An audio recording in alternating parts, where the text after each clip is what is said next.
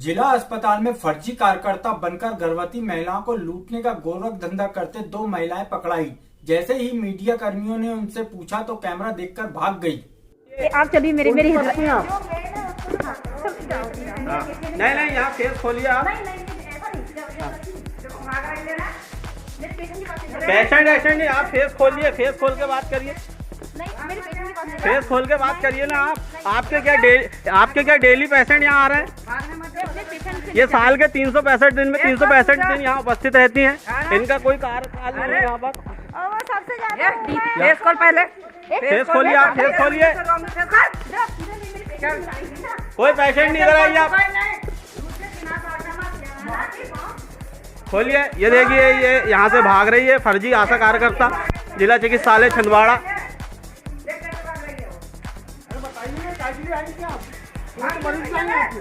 ये 365 दिन आपको यहाँ उपस्थित मिलेगी। आइए आप, ये देखिए, ये माता राम से पूछो अभी आप। ये फर्जी आशा कार्यकर्ता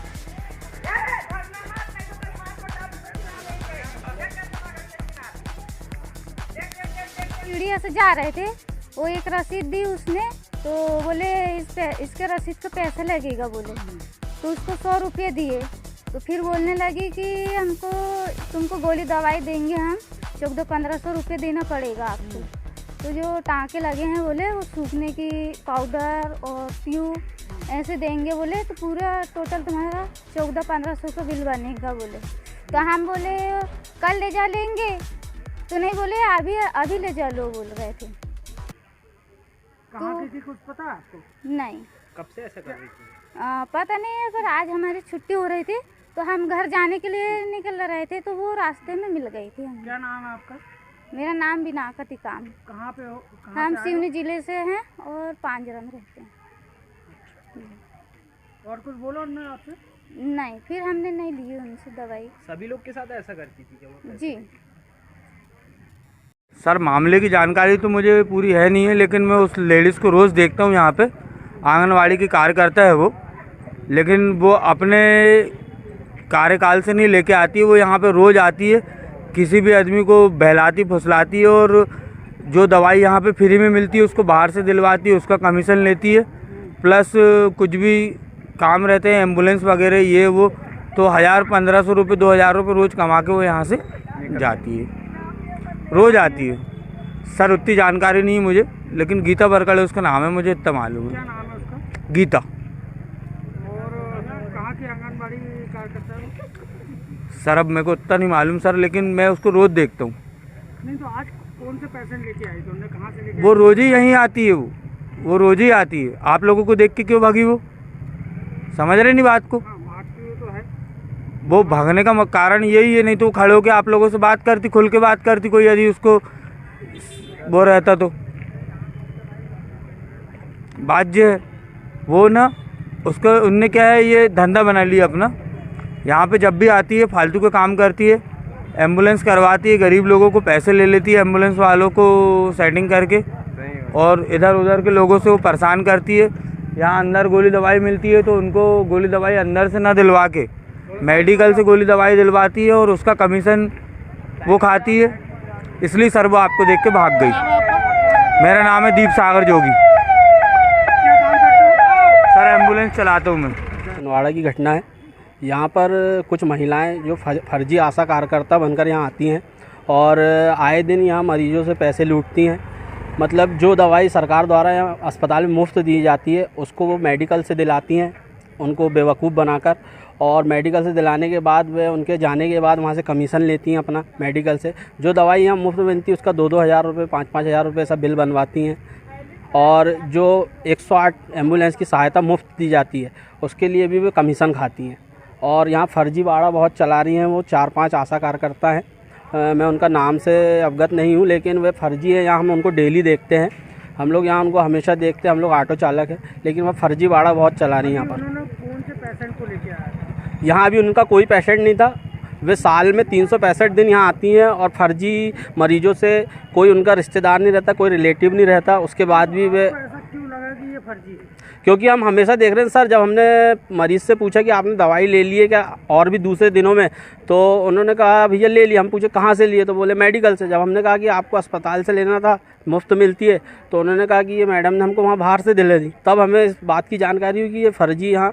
और फिर हम जब 1-2 बार उनका पीछा किए तो वो पूरे पलंगों में जहाँ मरीज रहते हैं वहाँ घूम घूम के भैया तुम्हारी छुट्टी हो गई कि तुम्हारी छुट्टी हो गई, क्या पूछ के उनसे कागज़ लेती हैं और जबरन में उनको बहला फुसला के फिर मेडिकल ले आके दवाइयाँ दिलाती हैं और मेडिकल से कमीशन खाती हैं। वार्ड में? बच्चा वार्ड में, जहाँ डिलीवरी होती है। क्या नाम है आपका? जी मेरा अब्दुल समीर। क्या काम करते हो? जी मैं ऑटो चालक हूँ। गुरुजी संयुक्त मोर्चा श्यामा प्रसाद मुखर्जी पार्क में धरना देकर जिले के सभी गुरुजियों ने वादा निभाओ रैली निकालकर ज्ञापन मुख्यमंत्री के नाम कलेक्ट्रेट कार्यालय में नायब तहसीलदार को सौंपा है।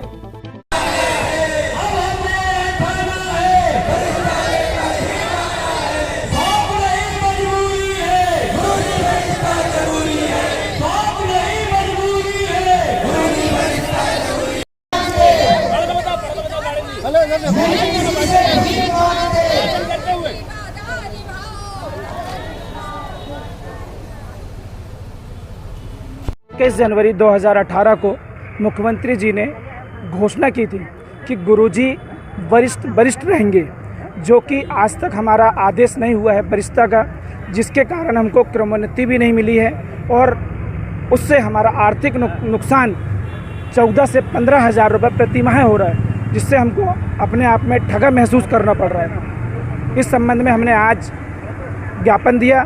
पूरे मध्य प्रदेश में हर जिले में सीएम साहब को कलेक्ट्रेट के माध्यम से ये स्मरण रैली निकालकर उन्हें ज्ञापन दिया गया। सर मैं द्वारका प्रसाद डेहरिया सन 1997 से गुरुजी पद पर निरंतर कार्यरत हूँ और हम लोगों पे शासन ने हमेशा एक नवाचार की है। सबसे पहले हमें शिक्षा कर्मी का आदेश दिया, इसके बाद गुरुजी का आदेश दिया, फिर हमें व्यापम लिया गया, इसके बाद संविदा से सहायक अध्यापक और अब प्राथमिक शिक्षक। हम माननीय से हमारी एक निवेदन है कि हम निरंतर 1997 से कार्य किए हैं, जहां पे हमें किसी तरह का विराम नहीं है और हमारे साथ जो छलावा हुआ है, आज हमसे कनिष्ठ जो है 2003 में भर्ती हुआ है, उनसे हमारा 18 से 20 हज़ार रुपये का लॉस है। हमने एक ज्ञापन रैली के माध्यम से माननीय मुख्यमंत्री महोदय को एक स्मरण दिलाया है कि आपके द्वारा अपने निज निवास से 2018 में जो घोषणा की थी उसको अमल में लाए और हमारा हित करें। मैं द्वारका प्रसाद डेहरिया। 800-900 रुपये की पेंशन आ रही है, जिसमें गुजारा भत्ता करना हमारा बहुत मुश्किल हो गया है। हमारी ये प्रमुख मांग है कि मध्य प्रदेश के कर्मचारियों को पुरानी पेंशन दी जाए और पुरानी पेंशन 2005 के बाद बंद कर दी गई है और हम लोग तो 98 वाले हैं। हमारी ये मांग है कि सभी कर्मचारियों को एनपीएस के स्थान पे पुरानी पेंशन मिलना चाहिए। इसका जो लाभ है वो हमारे किसी भी कर्मचारी को नहीं मिल रहा, चाहे पुलिस प्रशासन हो, चाहे एसडीएम हो। 2005 के बाद जो भी नियुक्त हो रहे हैं हमारे आईएएस हो, सभी को एनपीएस लागू है। इससे हमारा बहुत अधिक नुकसान है। हमारी प्रमुख मांग है कि पुरानी पेंशन लागू की जाए। हमने अपने लेटर पैड में लिख करके दिया था, हमको वरिष्ठता चाहिए, हमें आप पर कोई केस वेस भी नहीं करना है, आप हमसे लिख के ले लो, हमारा जितना पैसा बनेगा एरिया हम किसान कोष में जमा कर देंगे, बस हमारी नियुक्ति दिमाग मान के हमें इस स्तर पे यहाँ से नियमित कर दीजिए। साथियों, माननीय मुख्यमंत्री जी कहते हैं रघुकुल रीत सदा चली आई, प्राण जाए पर वचन न जाए।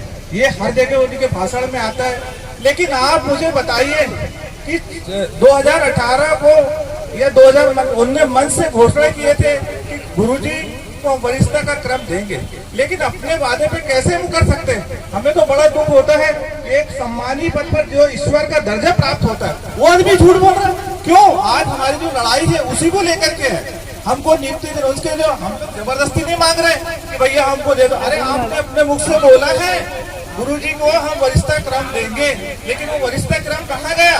आज हमारी उसी पे लड़ाई चल रही है।